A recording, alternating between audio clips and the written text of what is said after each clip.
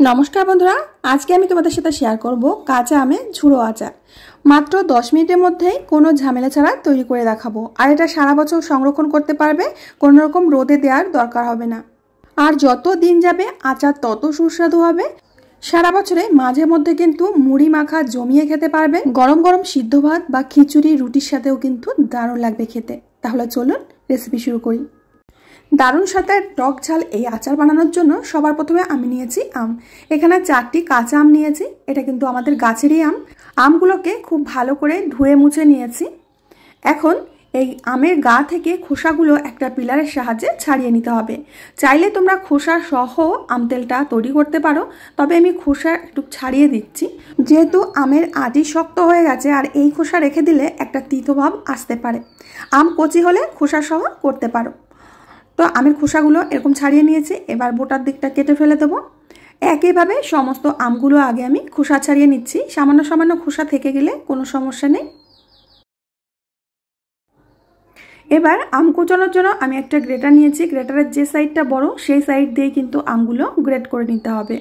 তোমরা চাইলে বটি বা ছুরি দিয়ে কুচিয়ে নিতে পারো, তবে গ্রেটার দিয়ে গ্রেট করলে এই কাজটা একটু তাড়াতাড়ি হবে। বন্ধুরা, কাঁচা আম ফুরিয়ে যাওয়ার আগে এই আচারটা অবশ্যই বাড়িতে বানিয়ে রাখবে। সারা বছর খেতে পারবে, একটুও নষ্ট হবে না। সম্পূর্ণ ভিডিওটা একটু স্কিপ না করে দেখো, তাহলেই বুঝতে পারবে যে আচারটা বানানো কতটা সহজ আর কত কম সময়ে এটা বানানো যায়। একেবারে কোনো ঝামেলাই নেই। আর গ্রেটার দিয়ে কুচলে একটা সুবিধা হয় কি, সমস্ত আমের টুকরোগুলো একই রকম কুচানো হয়। হাত দিয়ে কুচালে অতটা পারফেক্ট হয় না, কোনোটা বড় কোনোটা ছোট হয়ে যায়। তো আমগুলো ভালো করে কুচিয়ে নিয়েছি। এবার করতে হবে কি, এই আমের টুকরোগুলো আমি অন্য একটা পাত্রের মধ্যে দিয়ে দিচ্ছি।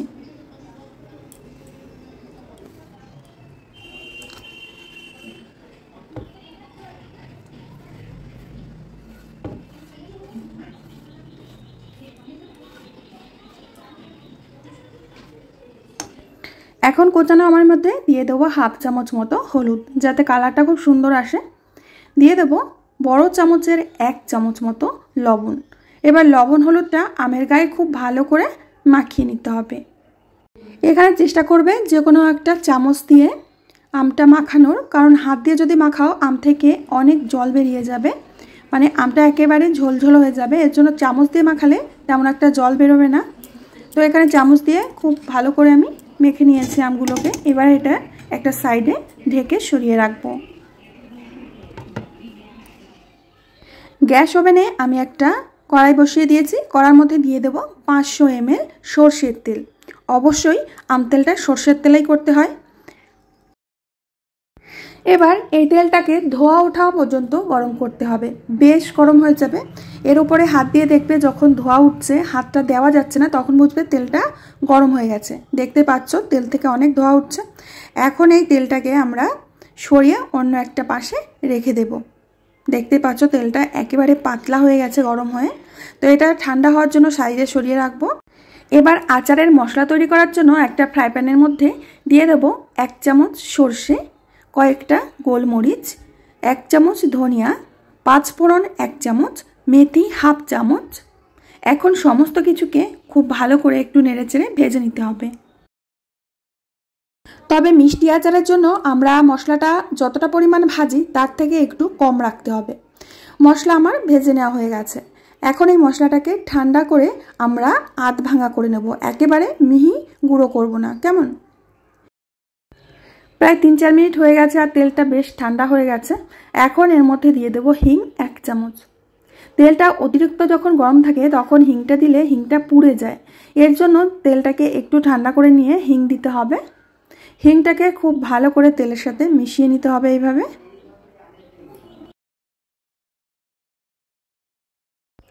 4-5 মিনিট হয়ে গেছে। এতক্ষণে আমগুলো বেশ নরম হয়ে গেছে আর আম থেকে সামান্য সামান্য জল বেরিয়েছে।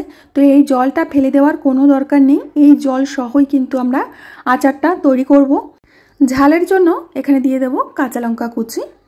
আর আমরা যে মশলাটা গুঁড়ো করেছিলাম, এই দেখো আধ ভাঙা করে গুঁড়ো করেছি, সম্পূর্ণ মশলাটাই দিয়ে দিচ্ছি। আর দিয়ে দেবো এখানে কালারের জন্য কাশ্মীরি লাল লঙ্কার গুঁড়ো। এটা ঝালের জন্য নয়। দিয়ে দেবো কালো জিরে।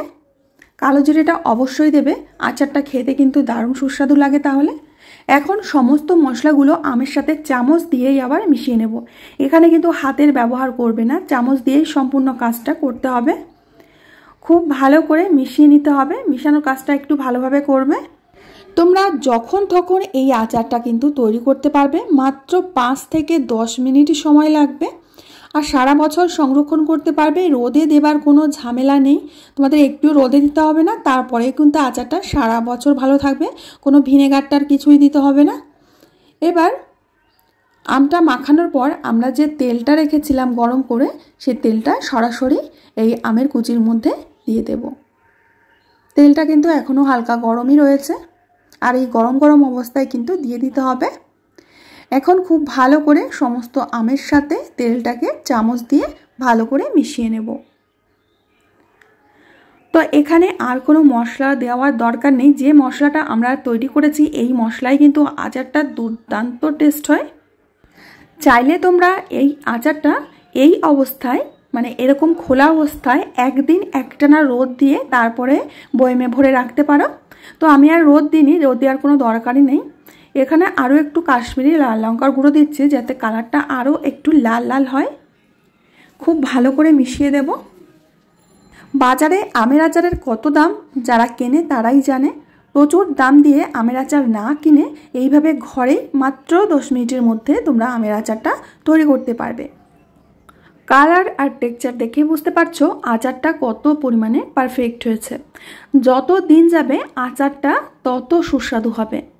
এখন একটা কাচের বয়মে আমি আচারটা ভরে রাখছি। কাচের বয়মটা অবশ্যই খুব ভালো করে ধুয়ে পরিষ্কার করে শুকিয়ে নিতে হবে। তো বন্ধুরা, মাত্র 10 মিনিটেই তৈরি হয়ে গেল আমাদের টক ঝাল ঝুড়ো আচার। রেসিপিটা ভালো লাগলে অবশ্যই বন্ধুদের মধ্যে শেয়ার করবে। আমি আজ এখানেই বিদায় নেব, আবার আসবো নতুন রেসিপি নিয়ে।